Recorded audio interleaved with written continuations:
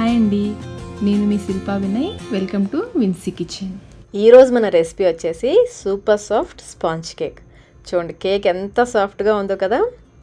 ఇవే కొలతలండి, మీరు ఎప్పుడు చేసినా కానీ చాలా అంటే చాలా పర్ఫెక్ట్గా వస్తుంది. మీరు ఫస్ట్ టైం చేస్తున్నా కానీ ఈ కొలతలతో చేయండి, చాలా పర్ఫెక్ట్గా వస్తుంది. చూస్తున్నారు కదా, మనం గట్టిగా నొక్కి పెట్టినా వెంటనే చూడండి ఇలా పైకి వచ్చేస్తుందో.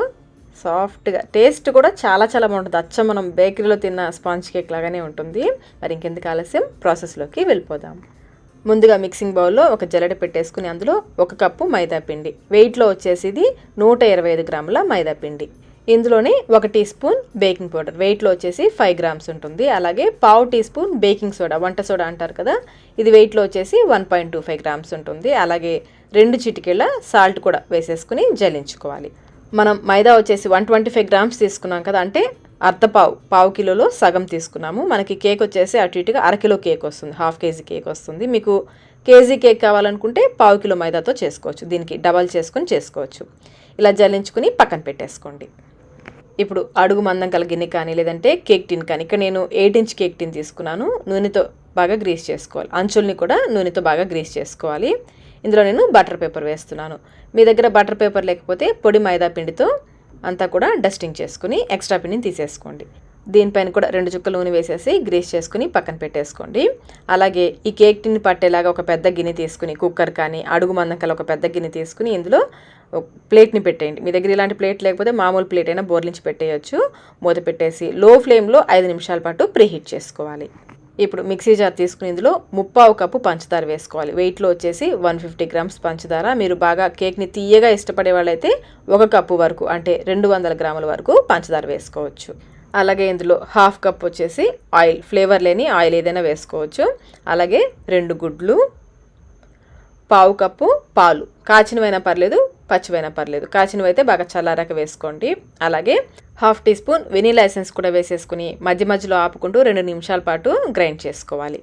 చూడండి, ఈ విధంగా క్రీమీ టెక్స్చర్ వచ్చేంత వరకు గ్రైండ్ చేసుకోవాలి. ఇలా గ్రైండ్ చేసేసుకుని ఈ మిశ్రమాన్ని ముందు మనం జల్లించి పెట్టుకున్న మైదా మిశ్రమం ఉంది కదా, అందులోకి వేసేసుకోవాలి. ఇప్పుడు ఒక స్పూన్ తీసేసుకుని ఒకే డైరెక్షన్లో ఉండలేమీ లేకుండా కలుపుకోవాలి. మధ్యలో నుంచి తీసుకుంటూ కలుపుకుంటే చక్కగా కలిసిపోతుంది. మరి ఎక్కువసేపు కలపొద్దు, 1-2 నిమిషాలు కలిపితే సరిపోతుంది. చూడండి, ఈ విధంగా ఉండలేమి లేకుండా రిబ్బన్ కన్సిస్టెన్సీ వచ్చేంత వరకు పిండిని కలుపుకోవాలి. ఇప్పుడు ఈ పిండిని మనం గ్రీస్ చేసి పెట్టుకున్న కేక్ టిన్ ఉంది కదా, అందులోకి వేసేసుకోవాలి. అంతా వేసిన తర్వాత మధ్యలో ఎక్కడ ఎయిర్ గ్యాప్స్ లేకుండా ఈ విధంగా ట్యాప్ చేసుకోవాలి. ఒక 4-5 సార్లు ట్యాప్ చేసేసుకుని ముందుగా మనం ప్రీహీట్ చేసి పెట్టుకున్న గిన్నె ఉంది కదా, దాంట్లో పెట్టేసుకోవాలి. ఈ కేక్ టిన్ని పెట్టేటప్పుడు కొంచెం జాగ్రత్తగా పెట్టండి, గిన్నె బాగా వేడెక్కుంటుంది కదా, చేయి కాలుతుంది. జాగ్రత్తగా పెట్టేసుకుని మూత పెట్టేసి పైన చూడండి ఈ విధంగా ఏదైనా బరువు పెట్టేసి లో టు మీడియం ఫ్లేమ్లో 40 to 45 మినిట్స్ వరకు బేక్ చేసుకోవాలి. మధ్యలో ఒక 30 మినిట్స్ దగ్గర చెక్ చేసుకోండి. నాకైతే 45 మినిట్స్ టైం పట్టింది. 45 మినిట్స్ తర్వాత నైఫ్తో చెక్ చేసి చూస్తే ఏమీ అంటుకోకుండా వచ్చింది అంటే కేక్ చక్కగా బేక్ అయినట్లే. ఇప్పుడు నిదానంగా బయటకు తీసేసుకుని ఈ కేక్ని పూర్తిగా చల్లారనివ్వాలి.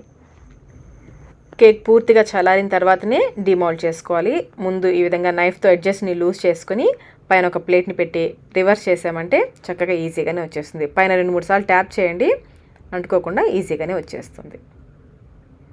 ఈ బటర్ పేపర్ని తీసేసుకుని మీకు నచ్చిన షేప్లో పీసెస్గా కట్ చేసుకోవడమే. చూడండి ఎంత సాఫ్ట్గా వచ్చిందో కదా. ఇప్పుడు ఒక పీస్ని కట్ చేసి చూద్దాము. మీకు కట్ చేస్తుంటేనే తెలుస్తుంది కదా కేక్ ఎంత స్పంజీగా ఉందో.